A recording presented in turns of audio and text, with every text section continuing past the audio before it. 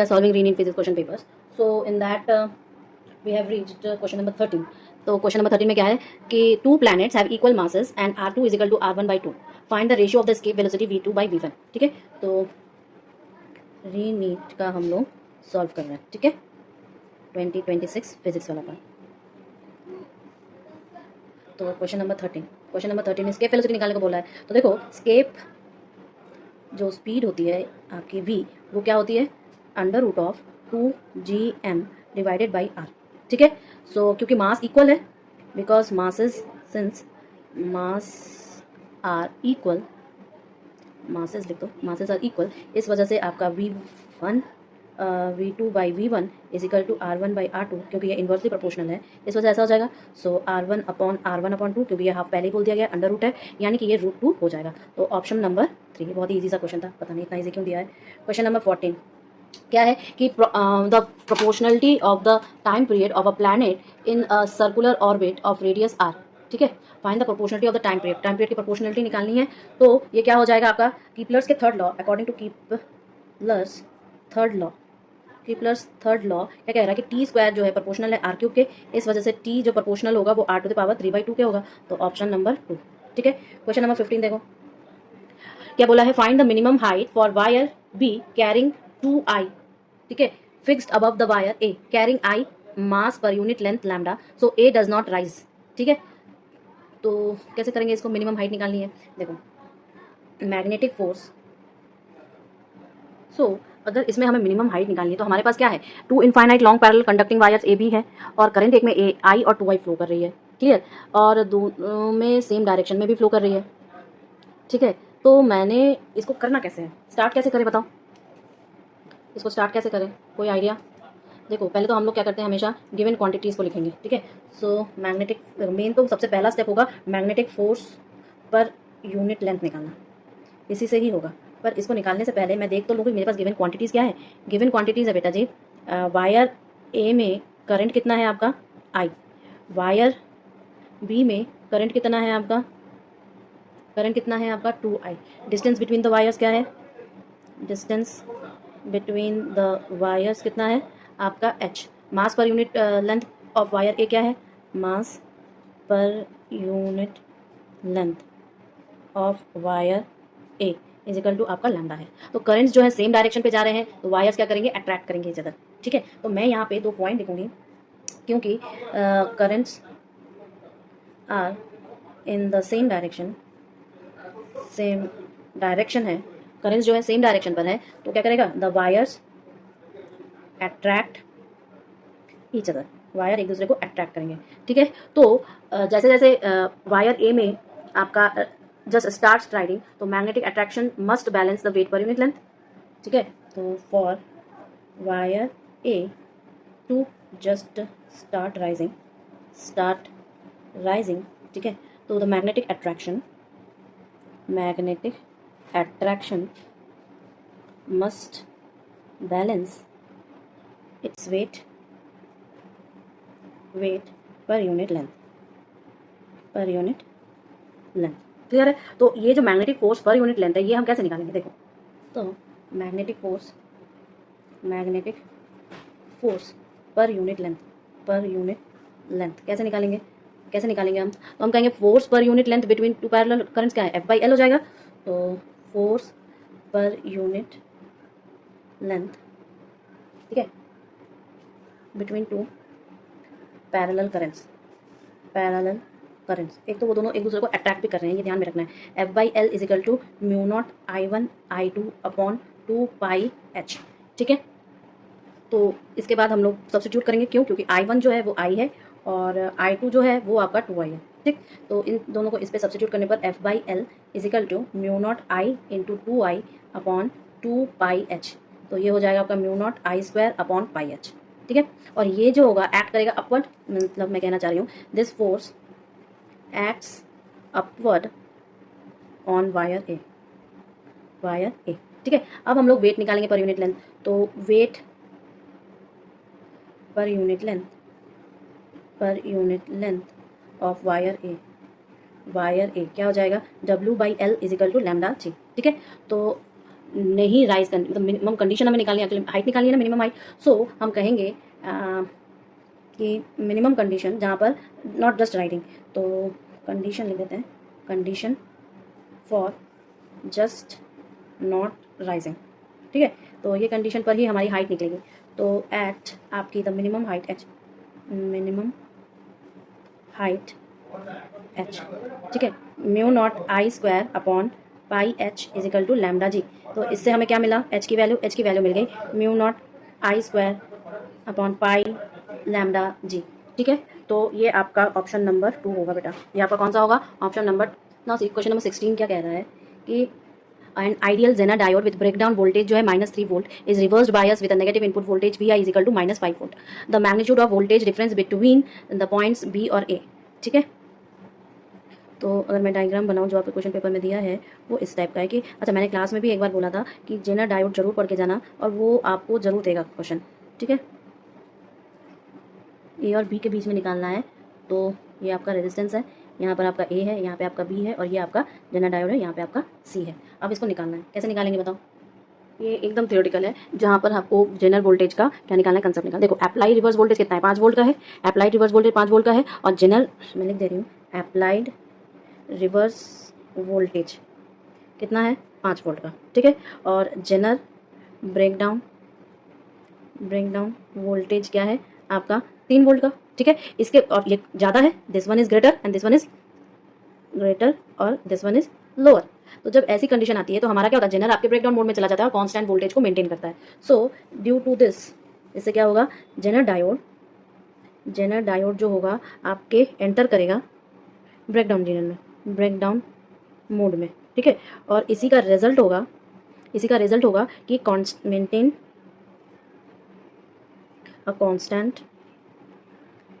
अ constant आपका voltage, ठीक है, equal to its breakdown voltage. और ये ब्रेकडाउन वोल्टेज क्या है आपका, 3 वोल्ट है। देयरफॉर इसका जो ऑप्शन सही वाला होगा वो ऑप्शन 1 होगा। क्लियर है ना।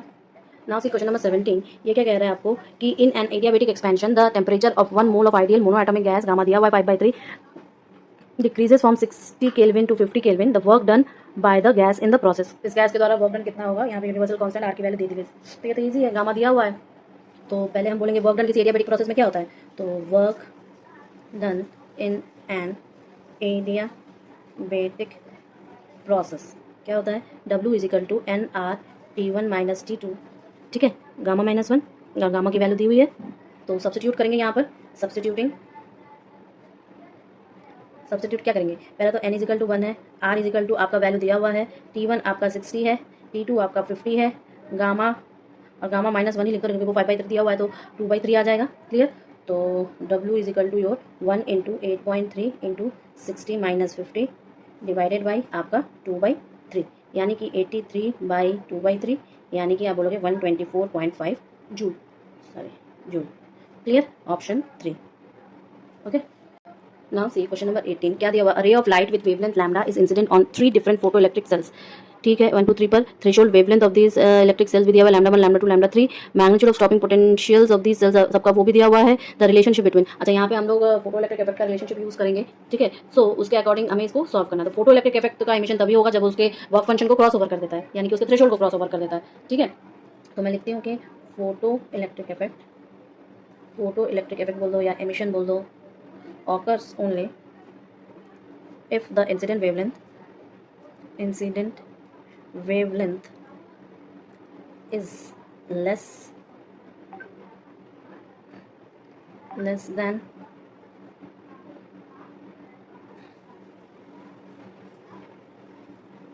or equal to the threshold wavelength बोल रही हूँ, फ्रीक्वेंसी नहीं बोल रही हूँ, क्योंकि वेवलेंथ और फ्रीक्वेंसी इनवर्स रिलेशनशिप है, ध्यान रखना। इसका मतलब लैम्डा जो होगा less than equal to lambda threshold के होगा, ठीक है। तो फॉर सेल वन के लिए क्या होगा, lambda is greater than lambda 1, ठीक है। सो नो एमिशन ऑकर, ठीक है, यानी कि V1 is equal to 0। For cell two इसके लिए क्या है, सेल 2 एंड सेल 3, इसके लिए क्या होगा बेटा जी, lambda is less than lambda 2 and lambda is less than lambda 3। So emission occur तो जैसे ही होगा, अब सिंस हम ये कह देंगे भैया कि लैम्डा 2 जो है वो ग्रेटर देन लैम्डा है और V2 जो है वो ग्रेटर देन 0 है, और साथ में एंड सिंस आपका लैम्डा 3 जो है मच मच ग्रेटर देन आपके लैम्डा के, तो V3 इज़ इवन लार्जर, और ज़्यादा लार्जर होगा, यानी कि V3 is greater than V2। तो करेक्ट ऑप्शन जो होगा आपका ऑप्शन नंबर 1 होगा, जहाँ पे ये बताया जा रहा है कि V1 इज इक्वल टू 0 और V2 is less then V3। ठीक है, आगे बढ़े। क्वेश्चन नंबर 19 क्या दिया है? A photon and an electron each of 20 electron volt energy move in free space, the ratio of the linear momentum of electron to that of the photon. दोनों के linear momentum को calculate करना है। कैसे start करेंगे बेटा? Question number 19, ठीक है। क्या होगा? फॉर अ फोटोन हम जानते हैं कि P फोटोन का क्या हो जाएगा? E बाई सी, और फॉर एन इलेक्ट्रॉन का क्या हो जाएगा? PE is equal to 2MEE, ठीक है, अंडर रूट। क्लियर? तो रेशियो क्या हो जाएगा आपका? दोनों का रेशियो लिख दो, PE अपॉन PH, तो ये हो जाएगा अंडर रूट ऑफ 2MEE और नीचे वाला E बाई सी, ठीक है। तो ये आ जाएगा सॉल्व करने पर आपके 2ME अपॉन कैपिटल E, ठीक है। ओके, अब सारी वैल्यूज़ को सब्सटीट्यूट करो। सब्सटीट्यूटिंग वैल्यूज़, 20 इलेक्ट्रॉन वोल्ट है ना, तो क्या हो जाएगा? देखो, ME की वैल्यू क्या होती है? 9.1 into 10 to the power minus 31। E की वैल्यू हो जाएगी आपकी 20 into 10.6 into 10 to power minus 19 joule, ठीक है। और उसकी तो 3 इंटू 10 टू पावर 8 होती है। सो आपका PE अपॉन PPH जो हो जाएगा वो 3 into 10 to power 8 under root of 2 into 9 into 10 to power minus 31, 9.1 और 32 10 टू पावर माइनस 19, ठीक है।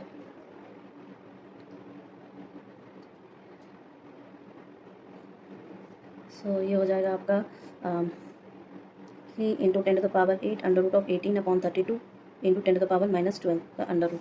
सो ये लगभग आ जाएगा आपके 225, ऑप्शन 3 आ जाएगा लगभग आपके 225 के, ठीक है। अब क्वेश्चन नंबर 20 में क्या बोला है? The following measurement required for the index correction. Index correction के लिए स्टेटमेंट देखना। Measurement of the resistance of a wire meter bridge, measurement of the gravitational accelerator using a simple pendulum, focal length के लिए optical bench और speed of sound के लिए resonant tube. किसमें ज़्यादा करेक्शंस की हमें जरूरत है? बताओ क्वेश्चन नंबर 20 के लिए। तो इसका जो होगा आपका option number 3, measurement of the focal length of the lenses using the optical bench. तो मैं सिर्फ इसमें क्वेश्चन नंबर 20 का ऑप्शन 3 लिख दे रही हूँ, ऑप्शन 3 लिख रही हूँ। क्वेश्चन नंबर 21 पढ़िए, क्या दिया हुआ है?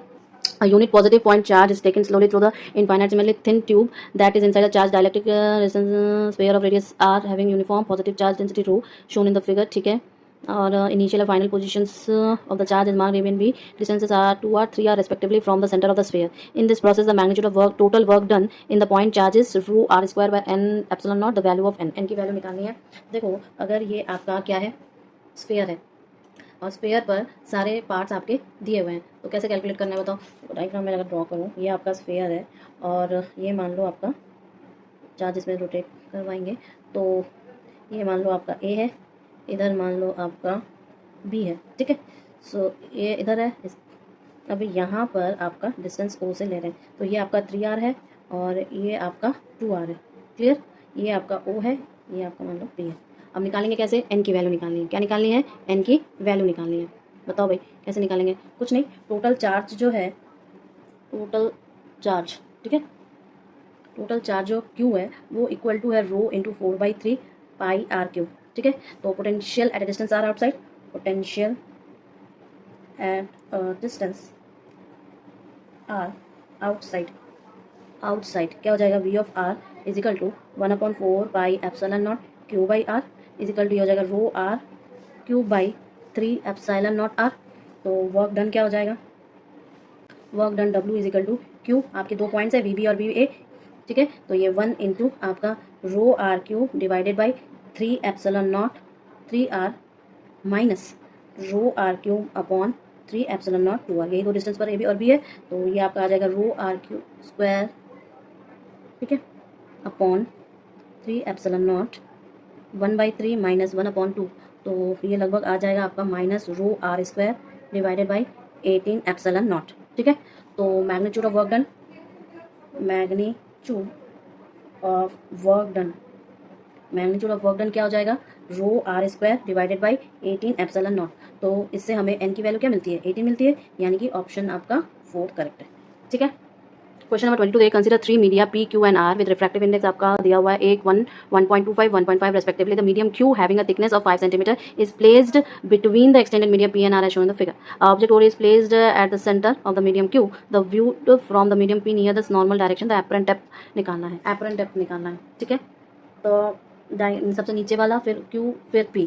तो अगर मैं डायग्राम ड्रॉ करूँ इसका आपके क्वेश्चन बुकलेट से, तो देखो कुछ इस टाइप का है. ये आपका N ऑफ R है, ये आपका N ऑफ Q है, और ये आपका N ऑफ P है. ये 1 है, ये 1.5 है, और ये नहीं 1.5 ये है, और ये 1.25 है. ठीक है, इन दोनों के बीच का डिस्टेंस आपका 5 सेंटीमीटर है. अब निकालेंगे सारी चीज़ें. क्वेश्चन नंबर 22 का. तो यहाँ पर आपका वेरिएशन ऑफ क्या दिया हुआ है बेटा, वेरिएशन ऑफ आपका रिफ्रैक्टिव इंडेक्स दिया हुआ है. ठीक है, तो जब ऐसी सिचुएशन आ गई तो हम क्या कहेंगे कि real depth from either interfaces क्या हो जाएगा, real either interface is D. ठीक है, तो ये हो जाएगा आपका 2.5 सेंटीमीटर. तो apparent depth viewed from P क्या हो जाएगा, ये आपका H1 है, और ये हो जाएगा D/R आपका N इन रिफ्लेक्टिव इंडेक्स. तो ये हो जाएगा आपका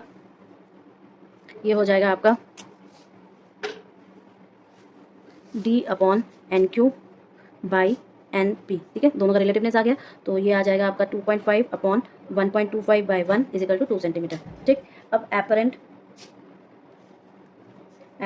डेप्थ व्यूड फ्रॉम R क्या हो जाएगा, ये आपकी H2 हो जाएगी. ये हो जाएगी D/NQ/NR, यानी कि 2.5 डिवाइडेड बाई 1.25 डिवाइडेड बाई 1.5. तो इसकी लेंथ आ जाएगी आपकी 3 सेंटीमीटर. ठीक है, तो हम लिख सकते हैं कि भैया H1 minus H2 mod is equal to 2 minus 3 का मॉड, यानी कि आपका 1 सेंटीमीटर. तो ऑप्शन 2 सही है. क्लियर है ना.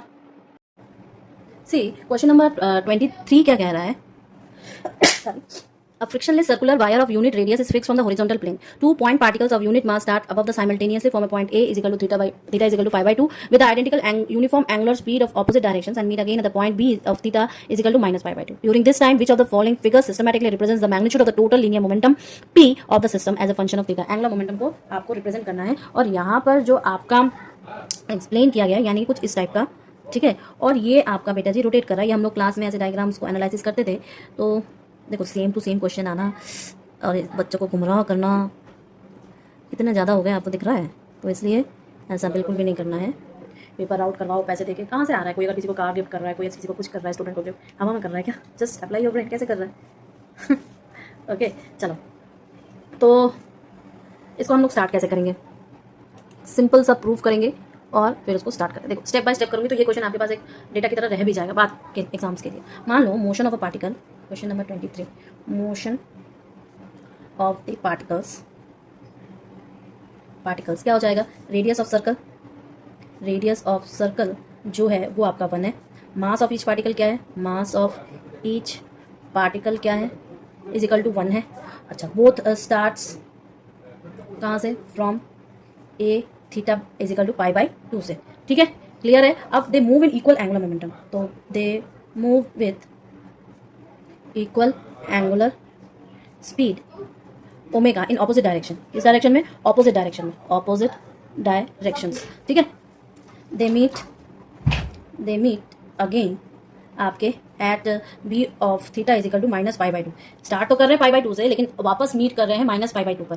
ठीक है, तो हम ये कहेंगे कि at any instant let one particle be at angle theta. तो अदर पार्टिकल ऑपोजिटली मूव कर रहा है, तो वो क्या हो जाएगा, पाई माइनस थीटा पर हो जाएगा. So the other particle moving oppositely. ठीक है, तो is at angle phi is equal to pi minus theta. ठीक है, तो डायमेट्रिकली ऑपोजिट है, वर्टिकल डायमीटर है और उसी के ऑपोजिट है. ठीक है, डायमीटर और उसका ही ऑपोजिट है. तो दोनों की वेलोसिटीज कैसे निकालेंगे, नेक्स्ट स्टेप हम वेलोसिटीज निकालेंगे. तो for velocities of particles, next step मेरा वेलोसिटीज ऑफ पार्टिकल्स के ऊपर रहेगा. तो देखो काउंटर क्लॉकवाइज यूनिट सर्कल पर मूव कर रही है, तो for a particle moving counter clockwise on a unit circle, तो V1 क्या हो जाएगा, omega minus sine theta I plus cos theta जे. ठीक है, तो second particle moving in clockwise, so second particle moving in clockwise, ठीक है। सेकेंड पार्टिकल क्लॉकवाइज मूव करेगा तो v2 जो होगा आपका वो हो जाएगा ओमेगा साइन फाई आई माइनस कॉस फाई जे, ठीक है। अब हम दोनों का रिलेशनशिप यूज करेंगे। सो हम यूज करेंगे कि पाई जो है वो पाई माइनस थीटा है, तो इसकी वजह से साइन फाई क्या हो जाएगा, sine theta, and cos phi क्या हो जाएगा आपका, माइनस कॉस थीटा, ठीक है। जब ये चीज़ अपने ओरिजिनल में अप्लाई करेंगे तो मेरा v2 क्या निकल जाएगा, v2 जो होगा वो आपका omega sine theta I plus cos theta जे हो जाएगा, ठीक है। तो टोटल लीनियर मोमेंटम हम निकालना है, तो उसी का ग्राफ दिया है, टोटल लीनियर मोमेंटम, ठीक है। तो इसके वजह से since mass of each particle जो है आपका 1 के बराबर है, तो P is equal to V1 plus V2। अब इसका एडिशन करो तो ये हो जाएगा आपका ओमेगा कॉमन ले लो, minus sine theta plus sine theta I plus omega common ले लो तो cos theta plus cos theta J, तो ये तो कट जाएगा, बचा सिर्फ एक, तो मेरा P क्या हो जाएगा 2 ओमेगा कॉस थीटा जे। देयरफॉर आप बोलोगे कि P जो है वो P का मैग्नीट्यूड है is equal to 2 omega cos theta. Clear है। नेचर ऑफ ग्राफ क्या हो जाएगा बताओ, नेचर ऑफ ग्राफ क्या हो जाएगा, नेचर ऑफ ग्राफ ये थोड़ा इंटरेस्टिंग है। एट ए जो है theta is equal to pi by 2 है, तो P क्या हो जाएगा आपका 2 omega cos of pi by 2, तो ये हो जाएगा 0। एट आपके B क्या है, थीटा जो है माइनस पाई बाई 2, तो P क्या हो जाएगा 2 omega cos of minus pi by 2 is equal to 0। और एट थीटा इजिकल टू 0 पर क्या हो जाएगा, P जो हो जाएगा वो आपके 2 ओमेगा के बराबर है, मैक्सिमम वैल्यू, यही आपकी मैक्सिमम वैल्यू होती है। तो P जो start from 0 rises to maximum at theta is equal to 0 and falls back at 0 at theta is equal to minus pi by 2।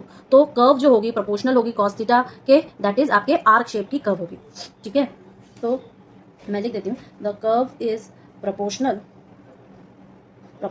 To आपके मॉड ऑफ कॉस थीटा के, that is an arc shape curve, arc shaped curve. तो आप बोलोगे option number 3। Clear है ना, option number 3, जहाँ पर 0 से थीटा बाई 2 तक, फिर मैक्सिमम थीटा इजिकल टू 0 और फिर माइनस पाई बाई 2 तक। तो ये यानी कि theta is equal to pi by 2 से फिर 0 फिर माइनस पाई बाई 2 तक। क्लियर है ना। नाउ सी क्वेश्चन नंबर 24, उसको कैसे करेंगे, तो हम कहेंगे कि वॉल्यूम